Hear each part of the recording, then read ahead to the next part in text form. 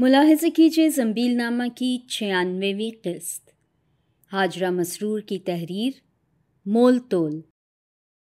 मेरे हाथ में मुंशी फाजिल के कोर्स की किताबें थीं और दूसरे हाथ में फुटपाथ पर बिखरे हुए नाक थूक के बुलबुलों से बचाए हुए गरारे के पांचे।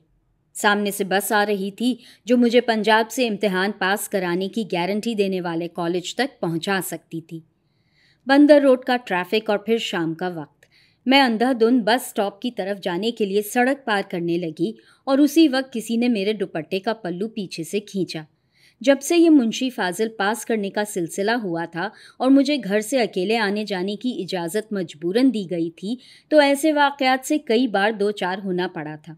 मेरे भाईजान ने कई बार मुझे समझाया कि कराची में माशाल्लाह एक से एक नाजुक मिजाज और कदामत पसंद गुंडा महाजर बनकर पहुंच गया है, इसलिए हद्दुल इम्कान ऐसी हरकतों पर सब्र करके अपनी राह लग लिया करो, वरना अगवा हो जाने से लेकर छुरी तक खाने के इम्कानात मौजूद हैं। मगर मैं जो अब निहायत फर्राटे से ज़नाना रसाइल से रटे हुए औरतों की आज़ादी वगैरह के मसाइल पर बहस कर सकती थी, यूं ही कैसे चुप रह जाती। दुपट्टा खींचे जाने पर मैंने पलटते पलटते ज़ोर से गाली दी, उल्लू। और जब दीदे निकालकर गुस्से से इधर उधर देखा तो वो कोई बदमाश उल्लू नहीं बल्कि गुल्लू मियाँ थे। अरे हाय गुल्लू मियाँ, मैंने हैरत से कहा, और हम दोनों एक तेज़ रफ्तार ट्रैम की जद से बचकर और एक बड़ी सी अमरीकी कार से कन्नी कतराकर सड़क पार कर गए। जाहिर है मेरी बस जा चुकी थी। गुल्लू मियाँ हैरत से घूर घूर कर मेरी तरफ देख रहे थे। मुझे ज़रा लुत्फ़ आया। मैं समझ गई कि मेरे अच्छे कपड़े, लापरवाही से सर पर पड़ा हुआ दुपट्टा और बेनकाब चेहरा गुल्लू मियाँ को मरूब कर चुका था। मैंने बड़े वक़ार से अपनी किताबें पहलू में संभाल ली। आप तो बिल्कुल बदल गई कराची आकर बिट्टू आपा, गुल्लू मियाँ ने ज़रा घबरा कर कहा। हाँ, मगर तुम तो बिल्कुल नहीं बदले, मैंने ज़रा हकारत आमेज़ बेपरवाही से जवाब दिया। दरअसल मुझे उस वक्त गुल्लू मियाँ के मुंह से आपा का तखातुब सुनकर तकलीफ सी हुई। लखनऊ में वो लड़का सा था, वो मुझसे 1 साल छोटा था मगर अब पूरा मर्द, और मैंने अभी मुंशी फाजिल के इम्तिहान के लिए फॉर्म पुर करते हुए अपनी उम्र सिर्फ 16 साल की लिखी थी। पुराने वाकिफ़ जब किसी नए माहौल में मिलते हैं तो वो तकलीफदेह भी हो सकते हैं। इस हकीकत का एहसास उस लम्हे मुझे शिद्दत से हुआ। मैंने दूर तक बंदर रोड पर नज़र दौड़ाई कि कोई बस आ रही है या नहीं। आप तो स्कूल जाने लगी हैं बिट्टू आपा, गुल्लू मियाँ ने सादगी से पूछा। नहीं, कॉलेज जाती हूँ, मैंने कॉलेज पर जोर दिया, और फिर बस को आता देखकर मुझे एकदम गुल्लू मियाँ पर रहम आ गया। वो मेरे लिए किस कदर इश्तियाक से सवाल कर रहा था और मैंने अब तक उसका हालचाल तक नहीं पूछा। कब आए और सब कहाँ हैं? मैंने जल्दी से सवाल किया। लो, आपको लखनऊ से खबर नहीं मिली? मैं तो अम्मा और बजिया को लेकर 6 महीने से पाकिस्तान आया हुआ हूँ। वहाँ भाईजान से तो आपको मालूम है कि हमारी। गुल्लू मियाँ तफसील में जाने लगे और बस करीब आ रही थी। हाय अल्लाह, बस आ गई। तुम हमारे यहाँ ज़रूर आना गुल्लू मियाँ, पता लिख लो। अच्छा ठहरो, मैं देती हूँ पता। मैंने जल्दी से एक किताब खोली क्योंकि मुझे याद आया कि मेरे पते का एक ईद कार्ड सफ़हात पर निशानी के तौर पर इस्तेमाल हो रहा था। ये लो, इस पर घर का पता लिखा हुआ है, आना ज़रूर। अच्छा, मैंने कहा और कार्ड गुल्लू मियाँ को थमाकर जल्दी से बस में सवार हो गई। बस चल पड़ी तो मुझे ख्याल आया कि मैंने ये मालूम किए बगैर गुल्लू मियाँ को अपने घर का पता दे दिया है कि उनके पास रहने का ठिकाना है या नहीं। 2-1 बार ऐसा हो चुका था कि 3 कमरों के हमारे फ्लैट में इसी तरह कई माह के लिए पाकिस्तान हिजरत करने वाले अजीज़ रिश्तेदार आकर मेहमान रह चुके थे। उनमें से एक ने तो हमारा आधा फ्लैट अपने नाम अलॉट कराने की स्कीम भी कर ली थी। उसके बाद अम्मा का हुक्म था कि अब ऐसी मुरव्वत बंद। नए मुल्क में पुराने कायदे बरत कर कोई खुद बेघर होता है। मैं डरी, लेकिन फिर सोचा कि गुल्लू मियाँ 6 महीने से हैं, कहीं होंगे ही, सड़क पर तो ना बैठे होंगे। बहरहाल अम्मा के ख्याल से मुझे उलझन सी होने लगी। मैंने घर पहुंचकर गुल्लू मियाँ के जिक्र के साथ दबी ज़बान से अपनी पता देने वाली हिमाकत का भी जिक्र कर दिया, मगर हमारे सब खदशे बेबुनियाद साबित हुए। गुल्लू मियाँ हमारे घर पहुँचे ही नहीं और मुझे नामालूम दुख सा हुआ। गुल्लू मियाँ दूर के रिश्तेदार से मेरे भाई होते थे। मुझे याद है जब उनके अब्बा अयाज खान जिंदा थे तो उन लोगों की अच्छी खासी गुजर बसर होती थी। ایاز خان تھے تو معمولی سے سرکاری ملازم، مگر ان کا رکھ رکھاؤ ایسا تھا کہ معلوم ہوتا تھا خاصے خوشحال لوگ ہیں۔ ان کے مرنے سے چند سال پہلے جب دوسری جنگ عظیم چھڑی اور پیٹرول کی قلت ہوئی تو انہوں نے کہیں سے ایک پرانی موٹر بھی سستے داموں خرید ڈالی۔ پھر موٹر ایاز خان کی پرانی آبائی کشادہ ڈیوڑی میں کھڑی پیٹرول کی قلت کا رونا روتی نظر آتی۔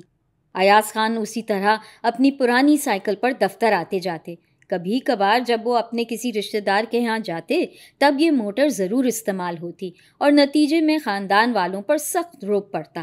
ویسے تو خاندان میں سبھی ان سے جلتے تھے، لیکن ان سے ملے بغیر بھی کسی کو قرار نہ آتا۔ ایاز خان کے بڑے لڑکے شہباز خان نے جب BA پاس کیا تو رشتہ داروں کے گھر اس پورے خاندان کی دعوتیں ہوئیں۔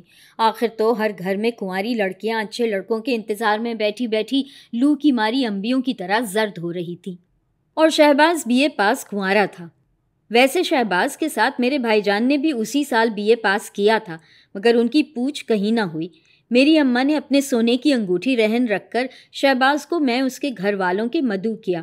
وہ لوگ موٹر میں بیٹھ کر ہمارے ٹوٹے پھوٹے گھر میں آئے۔ مجھے یاد ہے تمام دن سل پر مرچ مسالے رگڑتے رگڑتے میرے ہاتھ سرخ ہو کر سوج گئے تھے، اور میں پانی کے کٹورے میں ہاتھ ڈالے شام تک کوٹری میں بیٹھی یہی سوچتی رہی تھی کہ آج کیا پہنوں۔ جب شہباز، جنہیں سب شبو میاں کہتے تھے، اپنے ابا اماں اور بھائی بہن کے ساتھ دسترخوان پر بیٹھے تو میں نے تنہائی میں کواڑ کی اوٹ سے انہیں کئی بار جھانکا۔ شہباز کا معمولی سا سانولا چہرہ اور سیدھے سیدھے بال مجھے کتنے عجیب لگے تھے۔ اماں نے مجھے آواز دے کر بلایا کہ آؤ، شرماؤ نہیں، سب کے ساتھ آ کر کھانا کھاؤ۔ اس دن اماں بے حد آزاد خیال ہو گئی تھی، کیونکہ شہباز کے ابا ایاز خان ظاہر ہے کہ آزاد خیال تھے، جبھی تو ان کی بیٹی زہرا مسلم اسکول کی 9ویں جماعت میں پڑھتی تھی، اور جو اس دن ہمارے ہاں سب کے ساتھ بیٹھی چمچے سے پلاؤ کھا رہی تھی۔ جی ہاں، چمچے سے، وہ چمچے جو ہم نے خاص طور سے اس دعوت کے لیے پڑوس سے عاریتاً لیے تھے۔ اس رات بہت دیر تک اماں چارپائی پر لیٹی پنکھا جھل جھل کر بھائی جان سے باتیں کرتی رہیں۔ باتیں کیا، بس یہی کہ بٹوں کے لیے شبو میاں اور میرے بھائی جان کے لیے زہرا جوڑ خوب رہیں گے۔ حالانکہ بعد میں سنا کہ شبو میاں کا رشتہ پہلے ہی ایاز خان اپنے ایک داڑھی والے افسر کی بیٹی سے طے کر چکے ہیں۔ آخر تو ایاز خان رکھ رکھاؤ کے آدمی تھے، وہ جانتے تھے کہ کیا چیز کہاں سجے گی، اور موٹر میں پیٹرول نہ ہو تو چھکڑ اور موٹر برابر ہے۔ چالاک دکاندار بھاؤ تاؤ کرنے کی بجائے اپنی چیزوں کو سجا کر رکھتا ہے اور ان پر قیمت کا کارڈ لگا دیتا ہے۔ اسی طرح انہوں نے اپنی آبائی ڈیوڑی پر موٹر کا جھومر سجایا اور گویا اپنے بچوں کے مستقبل کی قیمت لگا دی۔ مگر جب ایاز خان اچانک حرکت قلب بند ہونے سے چل بسے تو اس ایک چنگاری سے ساری رونق سلفا ہو گئی۔ پرانی موٹر دوسرے ہی دن استاد صدیق کے گیراج میں پڑ کر گاہک پھنسنے کا انتظار کرنے لگی۔ یہی نہیں کہ بات یہاں ختم ہو جاتی۔ استاد صدیق نے ڈیوڑی پر آ کر بھرے رشتہ داروں میں اندر کہلوایا، بہن، خان صاحب تو دل کی دل میں لے گئے، شبو میاں تو ماشاءاللہ BA پاس ہیں، لیکن گل میاں بیچارے اب کس کے سہارے پڑیں گے؟ ابھی ان کا لڑکپن ہے، میری گیراج میں آئیں جائیں گے تو انشاءاللہ ہنر سکھا دوں گا۔ مگر استاد صدیق کی یہ مخلصانہ پیشکش گلو میاں کی اماں کے دل پر چوٹ دے گئی۔ یا تو عورتوں میں گھری رو رہی تھیں یا کڑک کر بولی، اے کیا کمی ہے گھر میں؟ اللہ رکھے میرا گل BA چھوڑ MA پاس کرے گا، ولایت جائے گا۔ صدیق سے کہنا بیگم کہتی ہیں تم تو بس موٹر بکوا دو، یہ ان کی یادگار مجھے رلاتی ہے۔ اللہ میرے بیٹوں کی عمر دراز کرے، وہ نئی موٹر لے لیں گے۔ یہ تڑک بھڑک دیکھ کر دوبارہ سب مرعوب ہو گئے، لیکن اس کے باوجود جب تک ہم لوگ لکھنؤ میں رہے ہم نے ان کی ڈیوڑی سونی ہی دیکھی۔ شبو میاں اپنے سسر کے زور پر جلد ہی ترقی کے وعدے پر کلرک لگ گئے۔ گل میاں نے لڑک لڑکا کر میٹرک پاس کر لیا، اور ان کی بہن زہرا تو اپنے ابا کی زندگی ہی میں میٹرک 3rd ڈویژن میں پاس کر چکی تھی، اور بقول اپنی اماں اب ماشاءاللہ گھرداری سیکھ رہی تھی گھر بیٹھی۔ اس زمانے میں ہم لوگ ان کے گھر زیادہ جاتے، کیونکہ شبو میاں کی دلہن جہاں بچے پیدا کرنے میں تیز تھی وہیں گھر کا بھانڈا پھوڑنے میں بھی ترار۔ وہ ہمیشہ ہر آنے جانے والے سے یہ شکایتیں کرتی رہتی کہ ہماری تو قسمت ہی پھوٹ گئی۔ ان کے گھر آئے دن دانتا کلکل رہتی اور رشتہ داروں کو لطف آتا۔ گلو میاں کی اماں جو اب بھی نہایت نفاست سے اس رکھ رکھاؤ کی نقاب میں بیل بوٹے کاڑھا کرتی، وہ دم کے دم میں کھسوٹ کر پھینک دی جاتی۔ زہرا کونوں میں سر جھکائے خاموش بیٹھی گرداری سیکھتی رہتی اور گلو میاں بیکار پڑے پڑے چارپائی پر کروٹیں بدلا کرتے، یا پھر ہم جیسے رشتہ داروں سے نہایت خلوص کے ساتھ اپنے گھریلو مسائل پر بات کرتے۔ پھر دلی میں فساد ہو گیا اور ہم لوگ پاکستان چلے آئے۔ بھائی جان کالج میں لیکچرار ہو گئے اور ہم جیسے پچھلی تمام تکلیفوں کو بھول گئے۔ مجھے وہ شبو میاں کبھی یاد نہ آئے جنہوں نے دعوت ہمارے ہاں کھائی تھی اور شادی کہیں اور کی تھی، جنہیں میں نے کیواڑ کی اوٹ سے بڑے ارمانوں کے ساتھ جھانکا تھا اور تصور ہی تصور میں نے جن کے بچے کو اپنا دودھ پلایا تھا۔ اب تو یہی بات عجیب سی معلوم ہوئی کہ بچوں کو دودھ پلایا جائے۔ ہمارے فلیٹ کے اڑوس پڑوس کی کئی عورتیں بچوں کو بوتل کے دودھ پر کیا مزے سے پال رہی تھیں۔ مجھے اپنے ماحول اور ذہنی تبدیلیوں کے احساس سے جو خوشی ہوتی تھی وہ پرانے جاننے والوں اور رشتہ داروں سے مل کر اور بھی چمک جاتی۔ پھر اگر گلو میاں کے نہ آنے سے مجھے دکھ سا ہوا تو عجیب بات نہ تھی۔ ایک دن میں اور بھائی جان کہیں جانے کے لیے گھر سے نکلے، گلو میاں کو بندر روڈ پر منہ اٹھائے جاتے پکڑا۔ ارے گلو میاں، وہاں آئے کیوں نہیں؟ ہم نے اتنا انتظار کیا تمہارا۔ میں نے کہا فرصت نہیں ہوئی۔ پھر سوچا جانے آپ کو فرصت ہوگی یا نہیں۔ گلو میاں کے چہرے پر شکایت بڑی معصوم معلوم ہوئی۔ ارے واہ، جیسے غیر ہو تم تو، میں نے ٹھنک کر تلافی کرنا چاہی۔ واقعی اس پہلی ملاقات پر میں بے حد اپنے خول میں رہی تھی اور گلو میاں اب شاید پہچاننے لگے تھے ایسی باتوں کو۔ بہرحال بھائی جان نے ان کی اماں اور بہن وغیرہ کو پوچھ کر گلو میاں کے خلوص کو دوبارہ جیت لیا۔ معلوم ہوا کہ نئی نمائش والے میدان میں جھونپڑی ڈالے پڑے ہیں اور باقی سب خیریت ہے۔ بھائی جان نے روزگار کا پوچھا تو چہک کر بولے، الاٹمنٹ کا انسپکٹر ہو گیا ہوں۔ ان کا یوں عام فہم انداز میں کہنا لطف دے گیا۔ پھر ہم لوگ انہیں اپنے فلیٹ پر لے آئے۔ اماں ہمیشہ کی طرح لکھنؤ والوں کو دیکھ کر وطن کی یاد میں رونے لگیں اور گلو میاں ایسی محبت سے ان کے گلے لگ کر ساتھ روئے کہ میری آنکھیں بھی بھر آئیں، حالانکہ مجھے لکھنؤ کبھی یوں یاد نہ آیا کہ رو سکوں۔ ایک پیالی چائے کے بعد گلو میاں نے وعدہ کیا کہ وہ ہم لوگوں کو آئندہ اتوار اپنے ہاں لے جائیں گے۔ سو ہم لوگ اپنی نئی زندگی اپنے اوپر اوڑھ کر وہاں گئے اور گلو ہمیں یوں اپنے ٹھکانے پر لے گئے جیسے بڑی قیمتی چیزیں ہوں ہم سب۔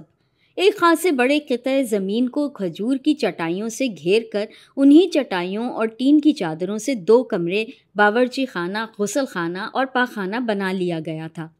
باہر بڑی شان سے گلو میاں کے پورے نام اور عہدے کی تختی لگی ہوئی تھی۔ ان کی اماں بیچاری کو زمانے نے بہت جھکا دیا تھا، اس کے باوجود ان کے کپڑے صاف تھے اور گھر کی ہر چیز سے سلیقہ اور شائستگی ٹپکتی تھی۔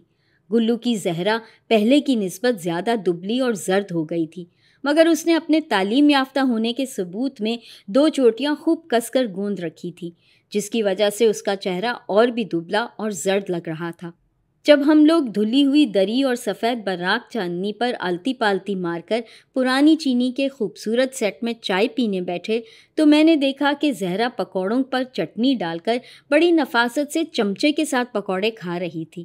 ان کی اماں کافی خوش اور مطمئن نظر آ رہی تھیں اور بار بار بتا رہی تھیں کہ یہاں جھونپڑیوں میں بڑے امیر لوگ رہتے ہیں، مگر ہم لوگ پھر بھی ان سے ہمدردی کرنے سے نہ چوکے۔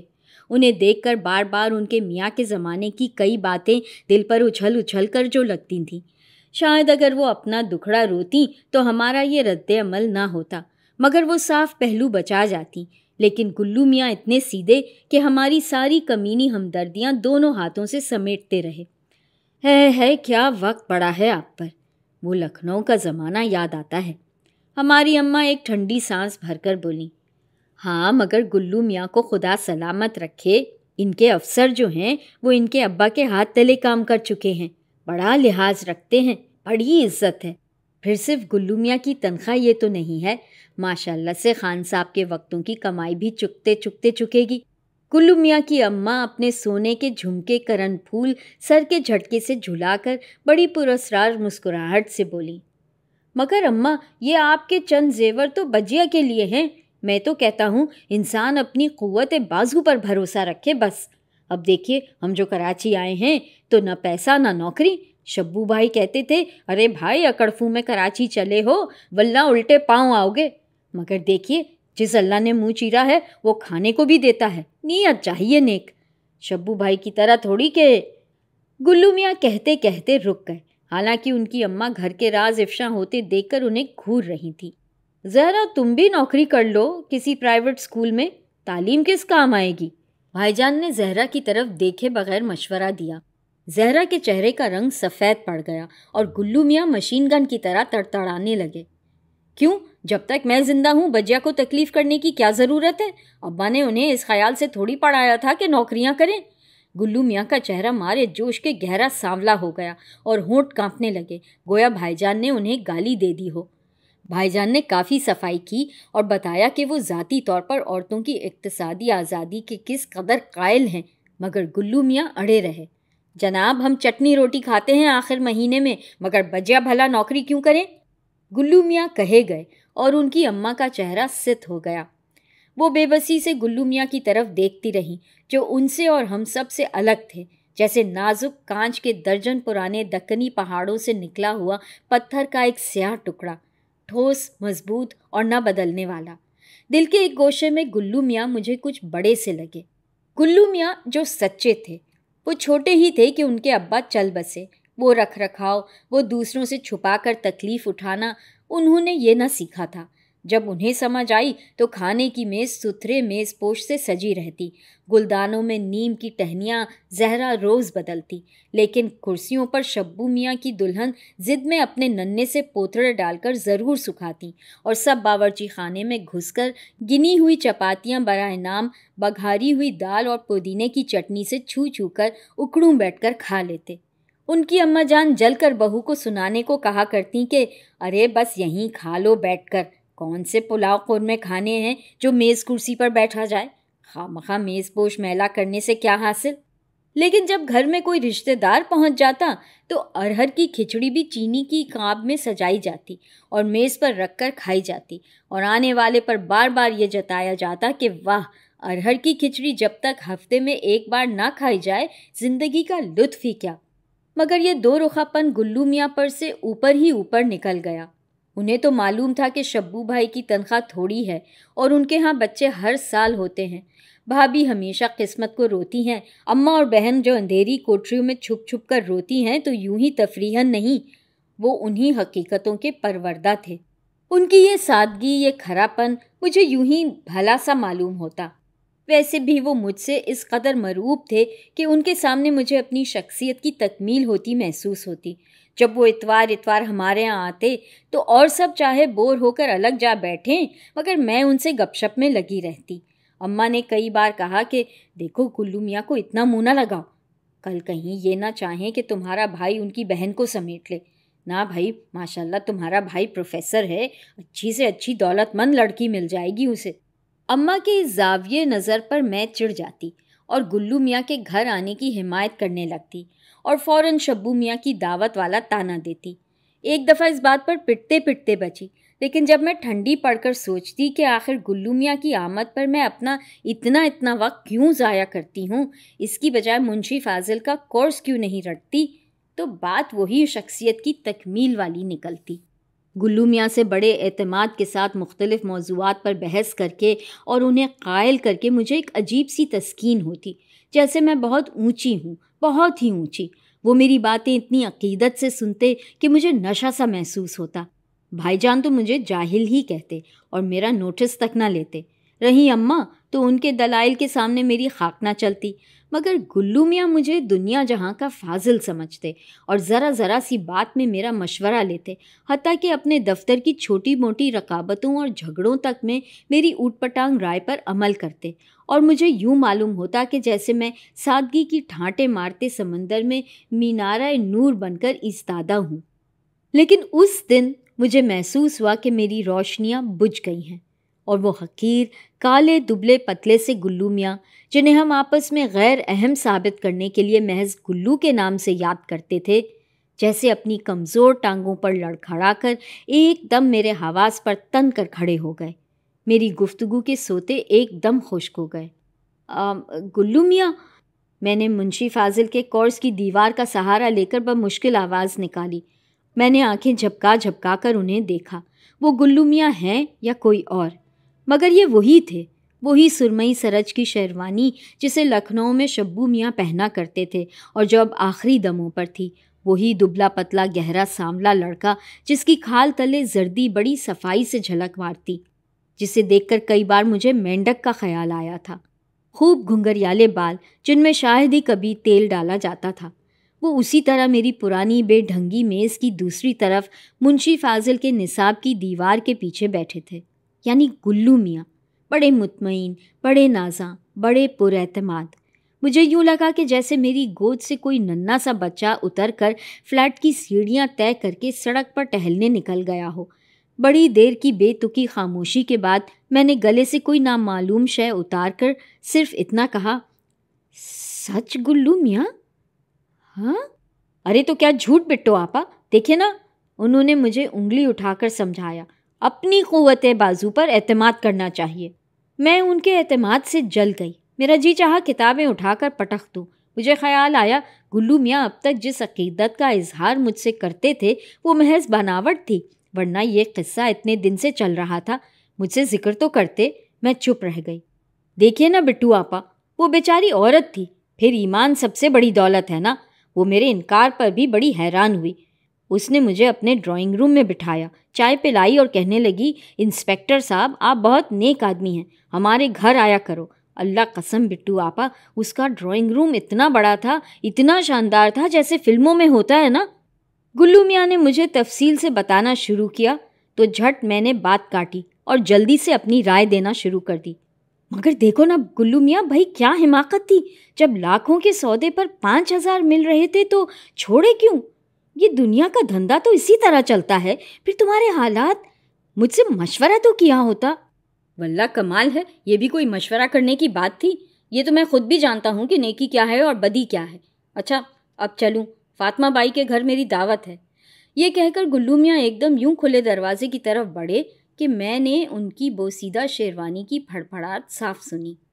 مجھے دکھ ہوا کہ میں نے جلدی میں بات کہہ کر گلو میاں کے سامنے خود کو گرا لیا، پھر غصہ بھی تھا، گلو میاں کے خلاف غصہ۔ میں یہ بات کیسے مان لیتی کہ 5,000 روپے گلو میاں کے لیے اتنے غیر اہم ہو سکتے تھے جو انہیں ایک جائز رپورٹ لکھنے کے صلے میں مل رہے تھے، ایک گھٹیا سے انسپیکٹر کے لیے جس کی بڑی بہن کنواری تھی۔ یقیناً ان 5,000 روپوں کے جہیز پر میری اماں بھی زہرا کو اپنی بہو بنانے پر رضامند ہو جاتی۔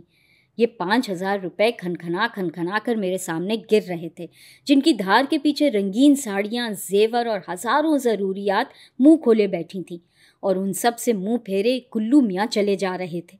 وہ گلو میاں جنہیں بڑھتے قد و قامت کے زمانے میں کھانے کو گن کر چپاتیاں ملتی اور کھانے کے بعد جن کا گلاسوں پانی پی کر پیٹ بھرنا خاندان بھر میں مشہور تھا۔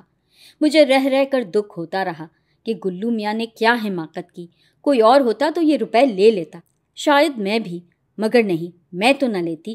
گلو میاں کو ضرور لے لینا چاہیے تھے، مگر انہیں تو میرے مشورے کی ضرورت نہ تھی۔ بڑے آئے بکرات بن کر۔ مگر رات کو جب میں سوئی تو گلو میاں کے ساتھ جانے کہاں سے خوابوں کی روشنی کا تصور وابستہ ہو گیا۔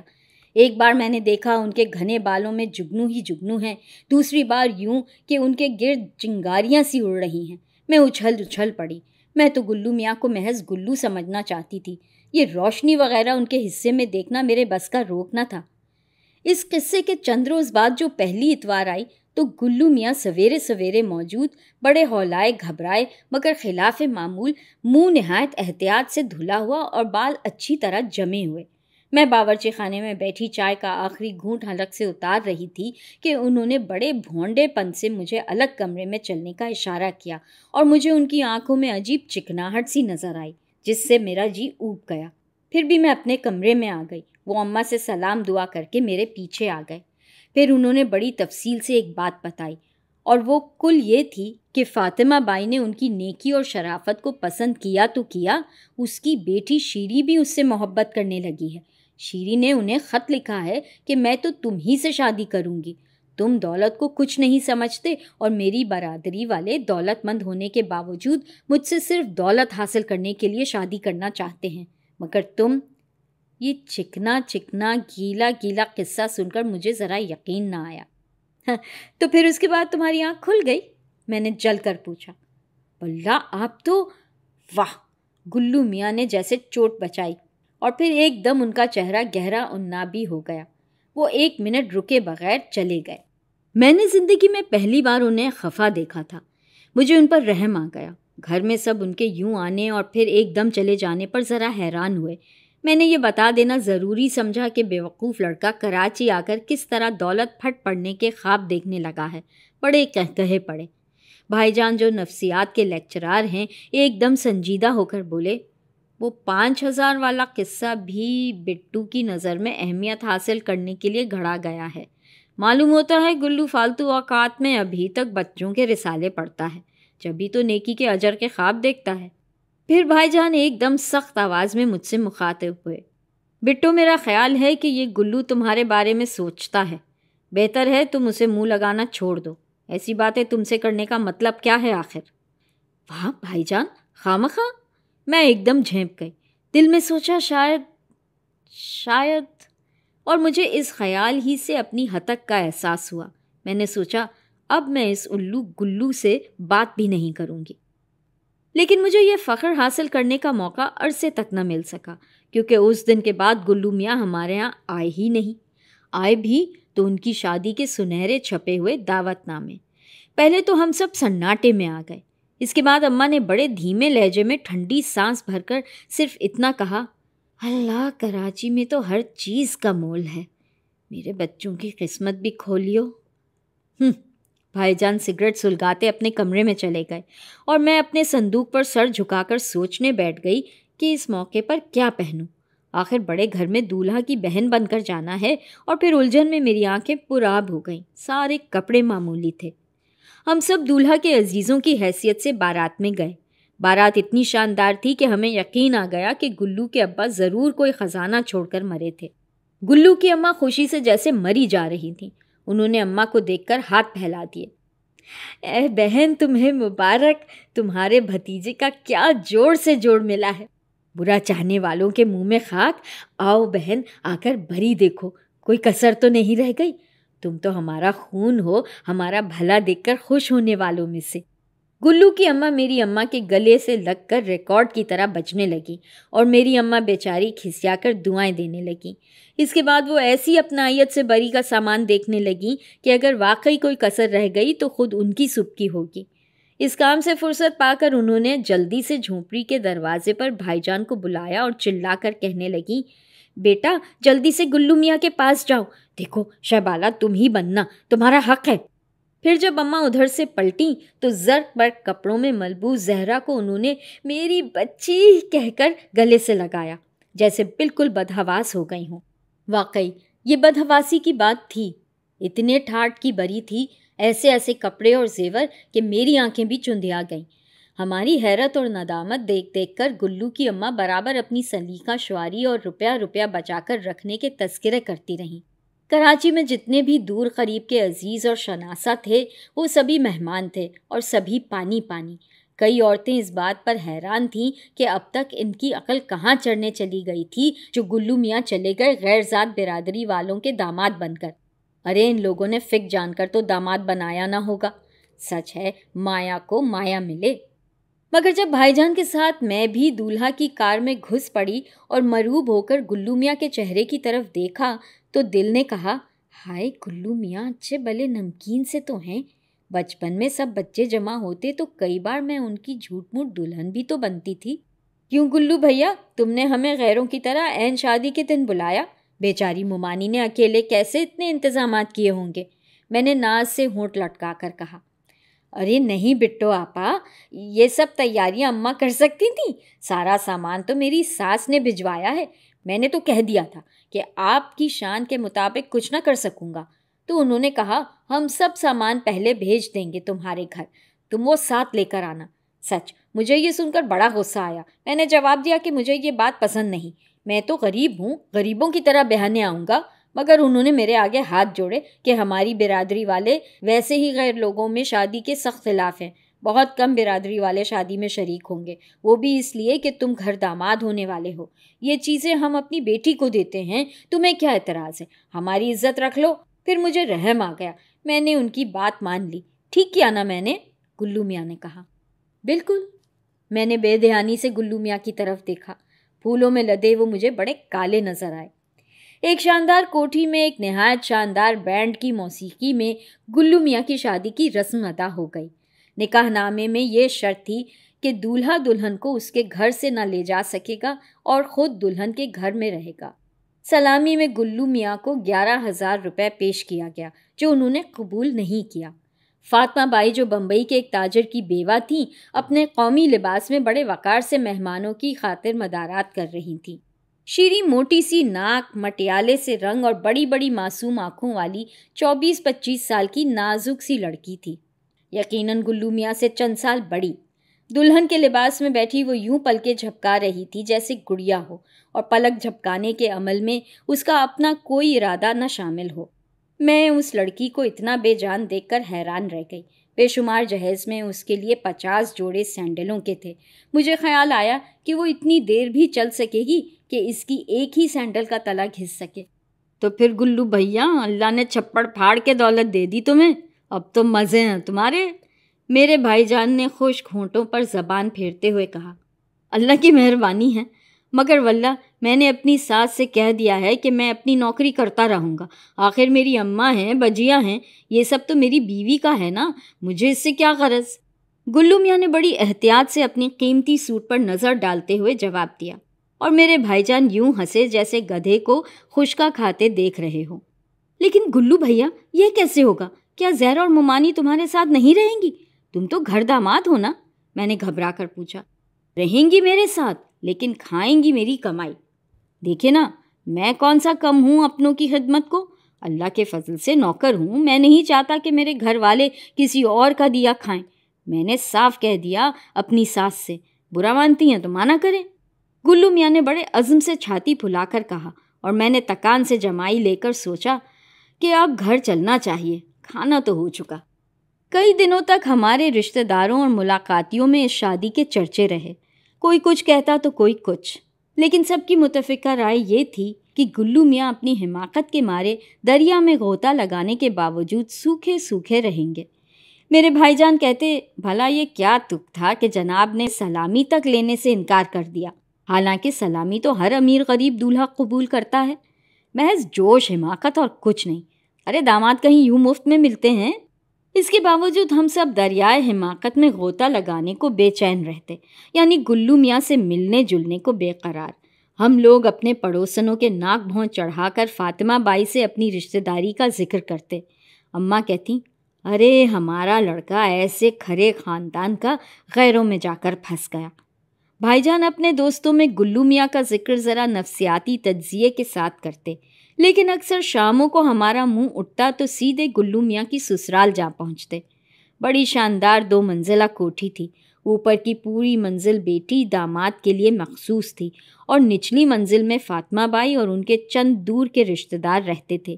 یہ رشتہ دار ان کی تجارت کے کاموں پر چھوٹی چھوٹی تنخواہوں پر لگے ہوئے تھے۔ گھر میں بھی ان کی حیثیت یوں ہی سی تھی، موقع ملتا تو یہ رشتہ دار ہم جیسے مہمانوں کے سامنے چائے بھی لا کر لگا دیتے۔ انہی میں سے ایک چگی داڑھی والا ادھیر عمر آدمی بھی تھا جو گھر کے حساب کتاب کا نگراں مقرر تھا، مگر عام طور پر چائے کی پیالیاں اٹھاتا نظر آتا۔ ہم لوگ پہنچتے تو وہ ضرورت سے زیادہ ہماری مدارات کرتا۔ ویسے فاطمہ بائی خود کچھ کم ہماری خاطر نہ کرتی۔ چائے کا وقت ہوتا تو وہ چائے پلواتی، باتوں میں دیر ہو جاتی تو کھانا کھلواتی، کھانا جس میں کچے ناریل کی بو ہوتی۔ گلو میاں کی اماں نے بھی بڑا رنگ نکالا تھا۔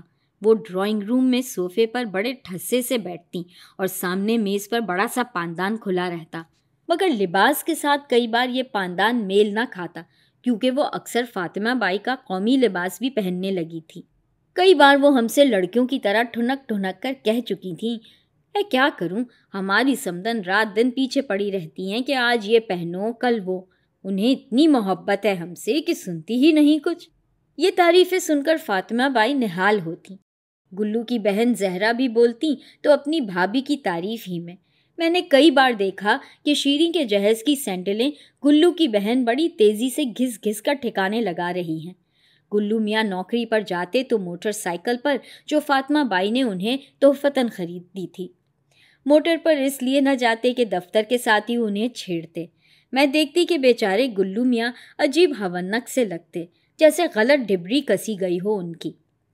شیری اکثر ہمارے سامنے گلو میاں سے کہتی، یہ نوکری کیا ہے، بزنس کریں گا تو اچھا ہوئے گا، اپنا بزنس ہے اسے دیکھیں گا، موٹر اپنی چھوڑیں گا اور موٹر سائیکل پر گھومیں گا تو لوگ کیسا بولیں گا۔ شیری یہ سب اتنی مشینی انداز سے کہتی کہ جی الٹ جاتا۔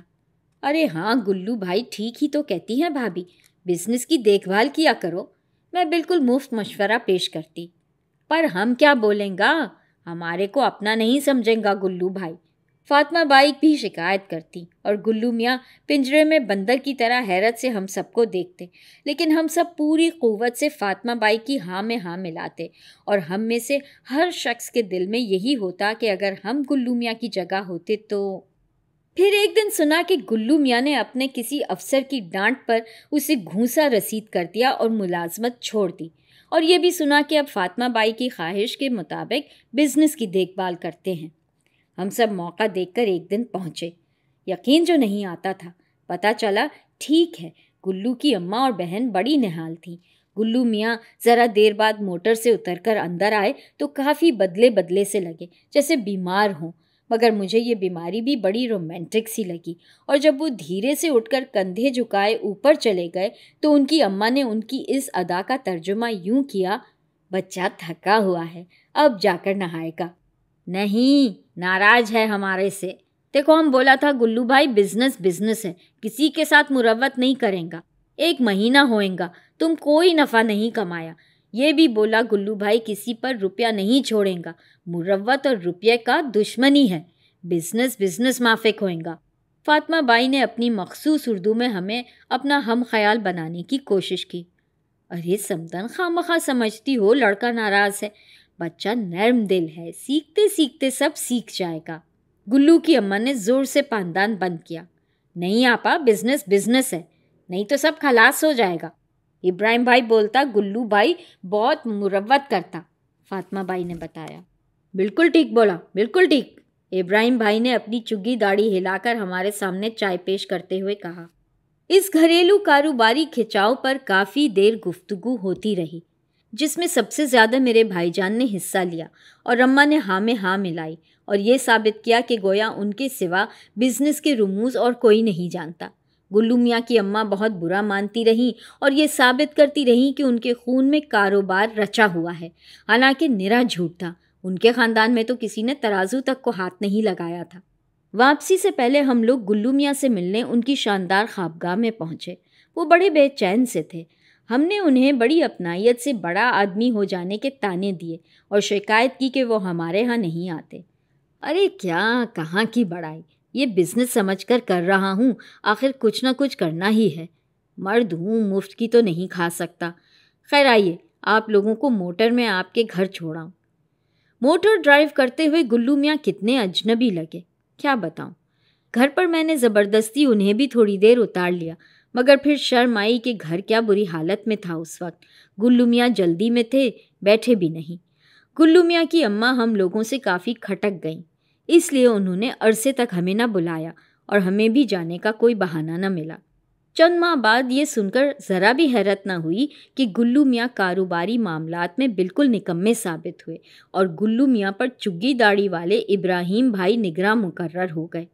اب سارے کام خود بخود ہو جاتے، اس لیے سنا کہ بیچارے گلو میاں بڑے بڑے ہوٹلوں اور سنیماؤں میں پائے جانے لگے۔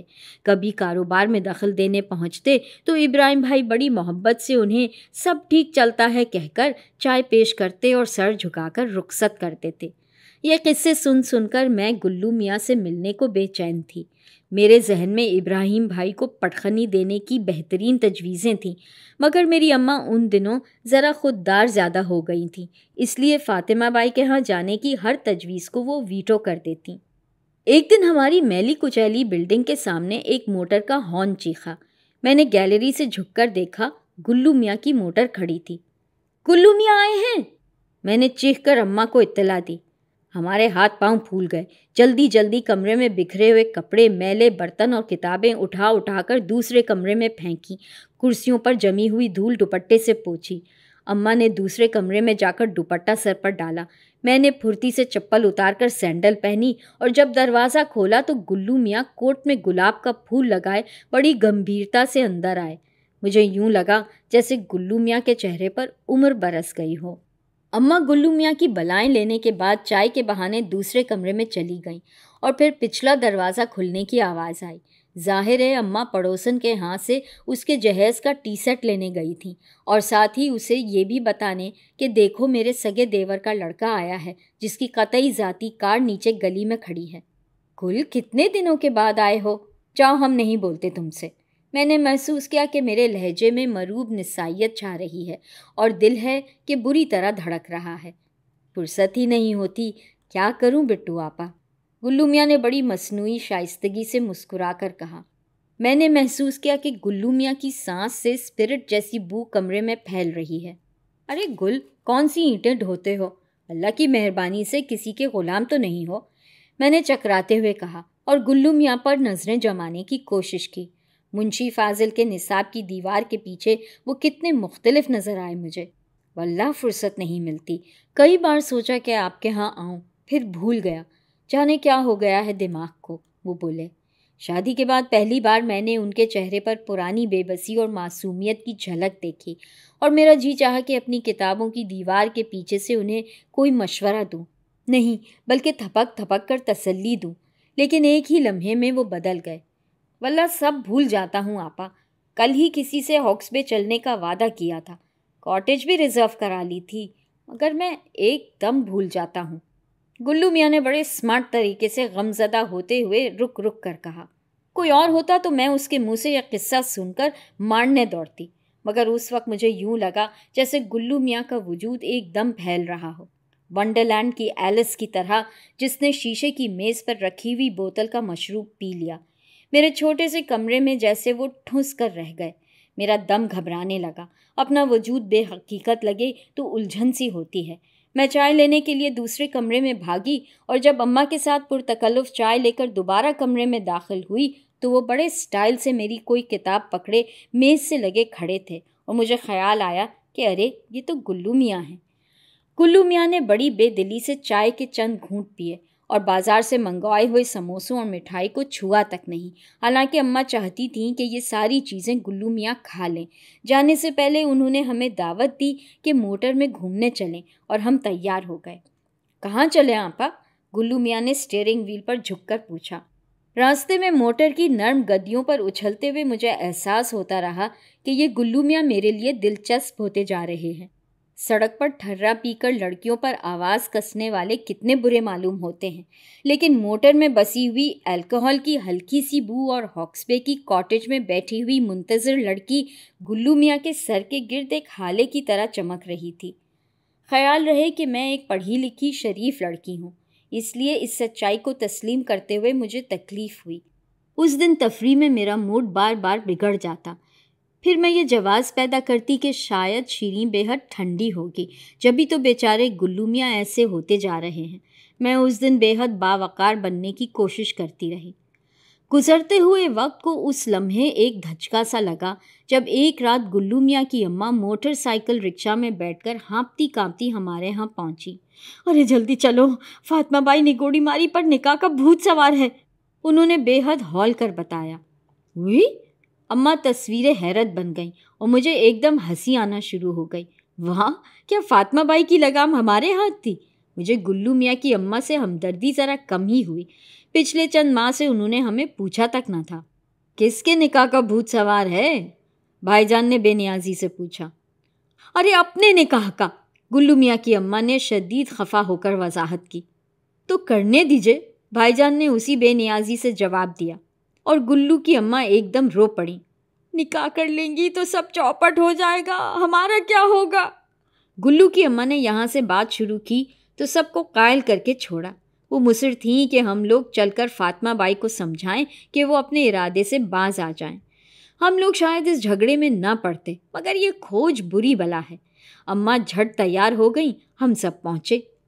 फातिमा बाई हस्बे मामूल संजीदा और बावकार नज़र आ रही थीं। वो हमेशा की तरह हम सबसे बड़ी मुदारात से पेश आईं। गुल्लू की अम्मा ने बड़ी चालाकी से निकाह का जिक्र छेड़ा तो फातिमा बाई ज़रा चौंकी। अरे समदन भी, अल्लाह रखे बेटी दामाद के होते निकाह कैसा? मेरी अम्मा ने बेतुकेपन से फ़ौरन कह दिया, लेकिन फातिमा बाई ज़ब्त कर गईं। پھر انہوں نے اپنی مخصوص اردو میں ہمیں اپنا نقطۂ نظر سمجھایا۔ ساری گفتگو کا لب لباب یہ تھا کہ اگر نکاح نفس کے لیے کرنا ہوتا تو بیٹی کی شادی سے پہلے کر چکی ہوتی۔ اب تو انہیں خود بھی نکاح کرتے شرم آتی ہے، مگر کیا کریں، اتنا کاروبار کیسے چلے، کوئی دیکھ بھال کرنے والا بھی تو ہو۔ بیٹی کی شادی شریف آدمی دیکھ کر اس لیے کی تھی کہ کاروبار سنبھالے گا، مگر کاروبار سنبھالنا ہر ایک کے بس کا روگ نہیں۔ گلو میاں پر بھروسہ کر کے دیکھا، ان کا دل اور ہے، کاروباری کا دل دوسرا ہوتا ہے۔ سب بنا بنایا ڈوبا جا رہا تھا۔ یہ تو نہیں دیکھا جا سکتا، دولت رہے گی تو گلو میاں اور ان کی اولاد ہی کے کام آئے گی۔ غیروں پر بھروسہ نہیں کیا جا سکتا، اس لیے مجبوراً نکاح کیے لیتے ہیں تاکہ کاروبار کی صحیح دیکھ بھال ہو سکے۔ یہ توجیہ سن کر گلو میاں کی اماں دل میں لائیں۔ دنیا کیا کہے گی، بڑھاپے میں نکاح کرتی ہو؟ وہ چیخ کر بولیں۔ دنیا تو پہلے بھی بہت بولا جب ہم گل بھائی کو داماد بنایا، ہم کو پرواہ نہیں، دنیا کچھ بولے تو ہم اپنا بزنس لوٹا دے۔ فاطمہ بائی نے بھی چیخ کر جواب دیا اور میری اماں نے قائل ہو کر سر ہلا دیا۔ اس کے بعد ہمارے سامنے ہمیشہ کی طرح پرتکلف چائے پیش کی گئی، لیکن چائے پیش کرنے والے ابراہیم بھائی نہیں تھے، کیونکہ وہ تو اس کاروباری نکاح کے دولہا منتخب ہوئے تھے۔ یہ بات تو صاف تھی کہ ابراہیم بھائی نے گلو میاں کی کاروباری نالائکی کو مکمل کرنے میں کتنا بڑا رول ادا کیا ہوگا، مگر ہمیں ایک اطمینان تھا کہ اس جھگڑے میں گلو میاں بالکل الگ ہوں گے، بلکہ جب وہ دیکھیں گے کہ ان کی اماں اس کاروباری نکاح کے خلاف مہم چلائے ہوئے ہیں تو یقیناً ناراض ہوں گے۔ حالانکہ ان کی اماں بیچاری انہی کے مستقبل کی فکروں کے مارے یہ بھاگ دوڑ کر رہی تھیں۔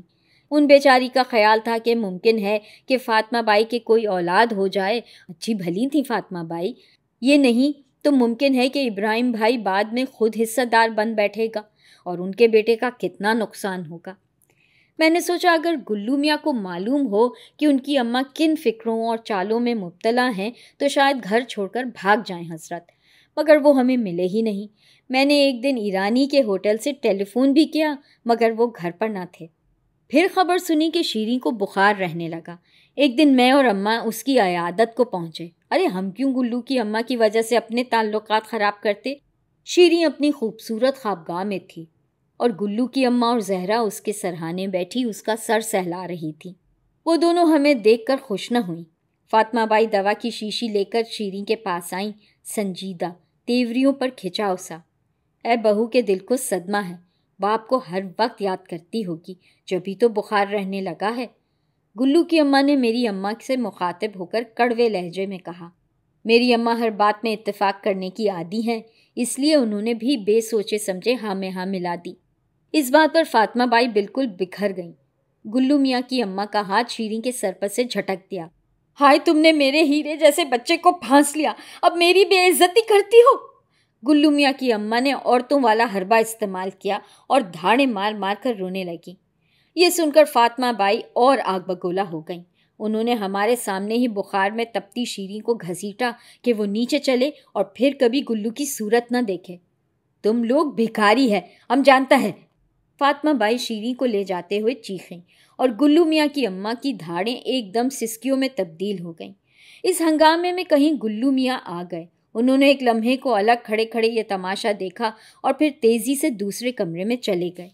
مجھے گلو میاں کی صورت دیکھ کر ڈر لگا، بالکل مینڈک کے پیٹ جیسی رنگت۔ سسکتی ہوئی شیریں فاطمہ بائی کے ہمراہ نیچے جا چکی تھی اور اب گلو کی اماں خاموش تھیں، مگر گلو میاں دوسرے کمرے سے نہ نکلے۔ اے توبہ، خدا نہ لے جائے ایسے بدتمیزوں کے گھر میں۔ ہمارے ہاں تو لکھپتی بیٹی والے اپنے گھسیارے داماد کے سامنے بھی ہاتھ جوڑتے ہیں۔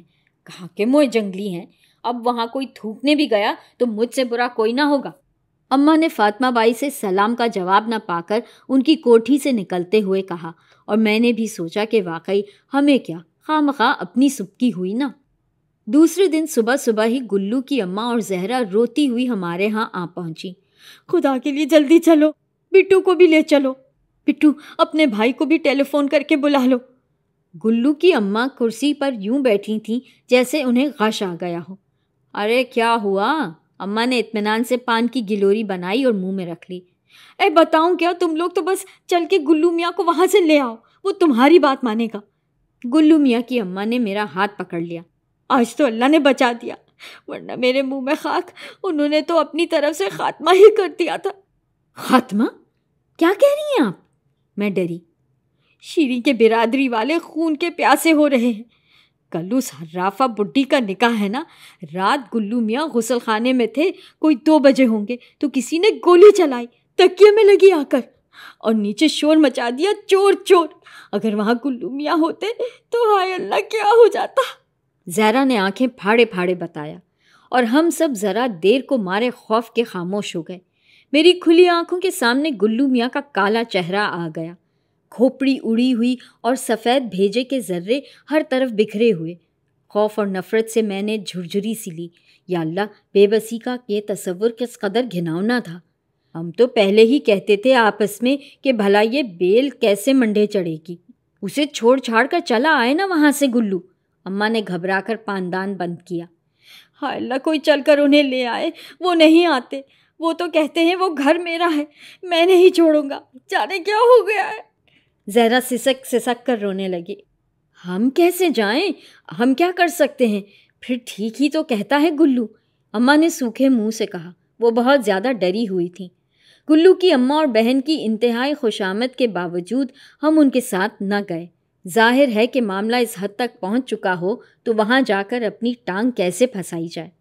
رات جب بھائی جان گھوم پھر کر آئے تو اماں نے کروٹ بدل کر بڑے دکھ سے کہا، بیچارہ گلو سوکھی دکھ زدہ شیریں کے لیے وہاں بیٹھا ہے، جان کی بازی لگائے۔ دیکھ لینا، وہ لونڈیا بھی ماں کی حمایتی رہے گی، اگر وہ چاہتی تو ماں نکاح کا نام لے سکتی تھی بھلا۔ بھائی جان نے کہا اور کروٹ بدل لی۔ شام کو تو وہ گھنٹوں اس موضوع پر بات کر چکے تھے نا۔ ان کا فیصلہ تھا کہ اس قصے سے ہمیں کوئی تعلق نہیں رکھنا چاہیے، اور میں رات کو سوتے میں بھی کسی خوفناک خبر کی منتظر رہی۔ صبح صبح اخبار میں نے ہی اٹھایا، وہ خوفناک خبر نہ آئی۔ دوسری صبح بھی میں سب سے پہلے جاگی اور اخبار اٹھایا، کیونکہ اس دن فاطمہ بائی ابراہیم بھائی کی بیوی بن چکی تھیں۔ تیسرے دن بھی میں اخبار گرنے کی آواز سے جاگ اٹھی، اور اسی طرح کئی دن تک۔ پھر میں نے ایک دن ایرانی کے ہوٹل سے فاطمہ بائی کے گھر کا فون نمبر ملایا۔ ہیلو، گل بھائی ہیں؟ میں نے بڑے اسٹائل سے پوچھا، اور کسی نے زور سے ٹیلی فون بند کر دیا۔ مگر جناب، انسانی ذہن ٹیلی فون تو ہے نہیں کہ جب چاہا سنا اور جب چاہا نہیں سنا۔ میں بچوں کی طرح پھر کیا ہوا کا جواب سننا چاہتی تھی۔ انہی دنوں میرا امتحان قریب آ گیا۔ جی چاہا کراچی میں بکھرے ہوئے رشتہ داروں میں جاؤں کہ شاید کہیں سے گلو میاں کی کوئی سنگن ملے، لیکن پڑھنے سے فرصت ہی نہ ملتی۔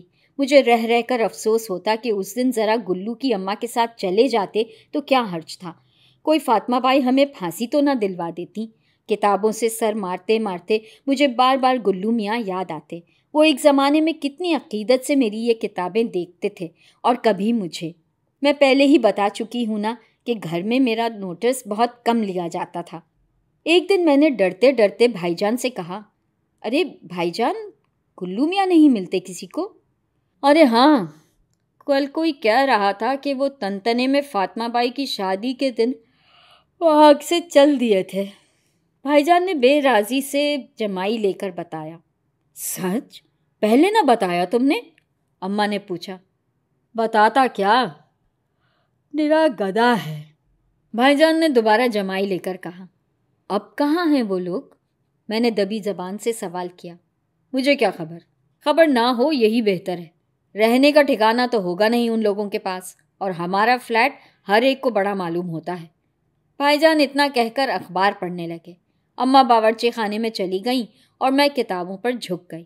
میری آنکھوں کے سامنے گلو میاں کی پرانی سرج کی شیروانی کا گھسا ہوا دامن پھڑپھڑایا تو میں نے کتاب کا ورق الٹ دیا۔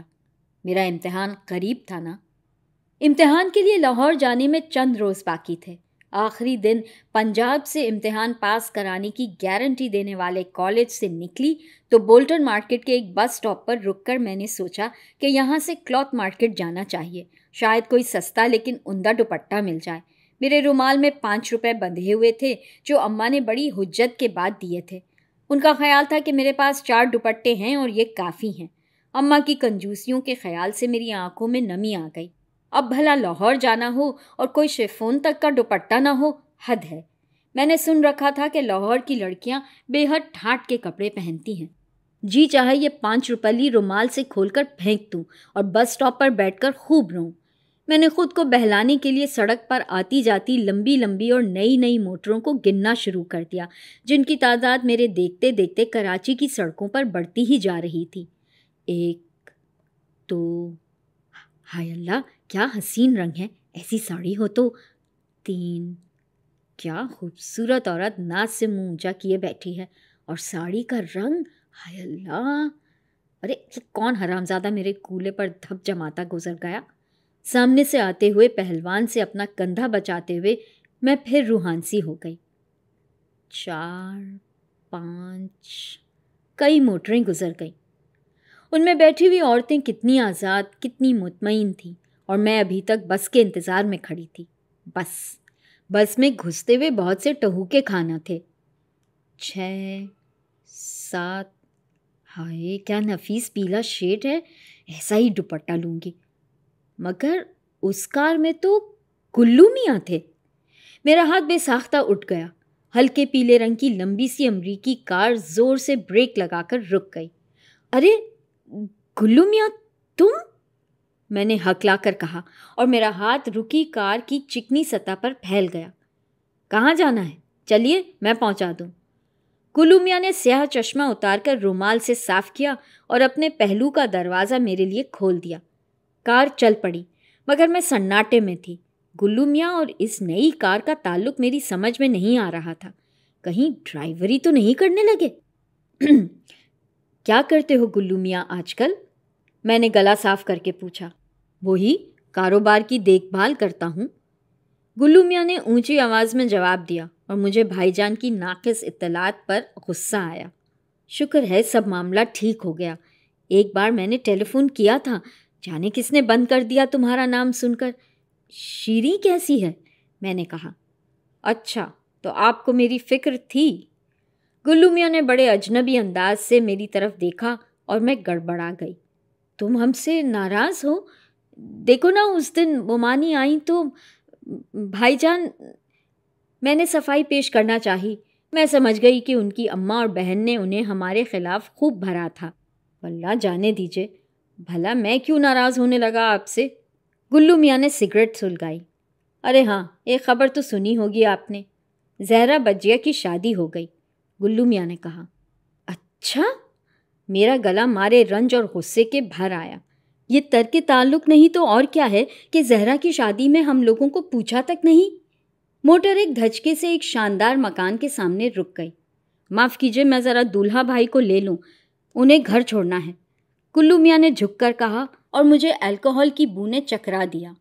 गुल्लू मियाँ बड़े एतमाद से कदम उठाते दुकान की शफाफ सीढ़ियों पर जा खड़े हुए।